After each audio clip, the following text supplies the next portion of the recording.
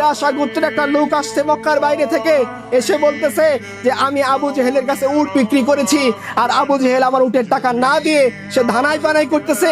সে বলে তোমার থেকে আমি উট কিনি নাই, তোমাকে আমি চিনি না, তোমাকে দেখি নাই, এই উট আমার উট। এই কথা বলে মক্কার অলিতে গলিতে সে ঘুরতেছে। কেউ কি আছো যে আমাকে আবু জেহেলের কাছ থেকে টাকাগুলো নিয়ে উদ্ধার করবা? আমি মুসাফির মানুষ, বাড়িতে ফিরে যাওয়ার মতো আমার কাছে কোনো টাকা নাই, এমন অসহায় অবস্থার মধ্যে আছি, মক্কার অলিতে গলিতে ঘুরতেছে।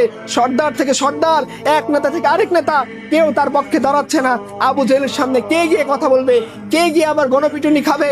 এই কথা বলতে বলতে লোকজন তাকে বলছে, শোনো, একজনই যুবক আছে যে তোমার এই অধিকার আদায় করে দিতে পারে, তুমি মুহাম্মদ সাল্লাল্লাহু আলাইহি ওয়াসাল্লামের কাছে যাও।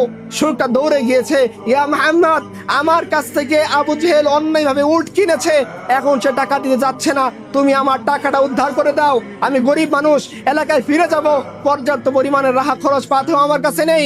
রাসূলুল্লাহ সাল্লাল্লাহু আলাইহি ওয়াসাল্লাম এই কথা শোনা মাত্রই লোকটার হাত ধরে আবু জেহেলের বাড়িতে গিয়েছেন, দরজায় নক করেছেন, বলছেন, আবু জেহেল, এই লোকটার টাকা এক্ষুনি দাও। আবু জেহেলের পিছন পিছন, ওই লোকদের পিছন পিছন মক্কার মুশরিকরা আসছে। তারা মনে করছে আবু জেহেল বোধহয় এখন ঘরে গিয়ে সে তলোয়ার এনে, বল্লম এনে, ধনুক এনে এখনই হয়তো আক্রমণ শুরু করবে রাসূলুল্লাহ সাল্লাল্লাহু আলাইহি ওয়াসাল্লামের উপরে।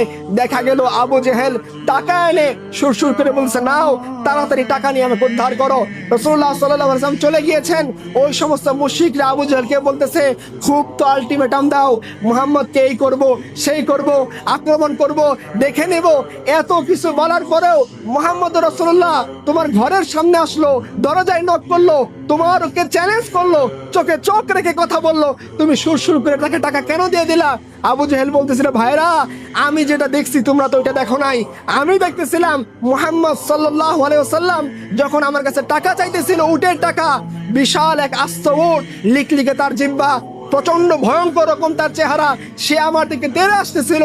আমি যদি এই উটের টাকা না দিতাম, আমার ভয় হচ্ছিল এই উট হয়তো আমাকে গিলে ফেলতো। এই যে জালিমের বিপক্ষে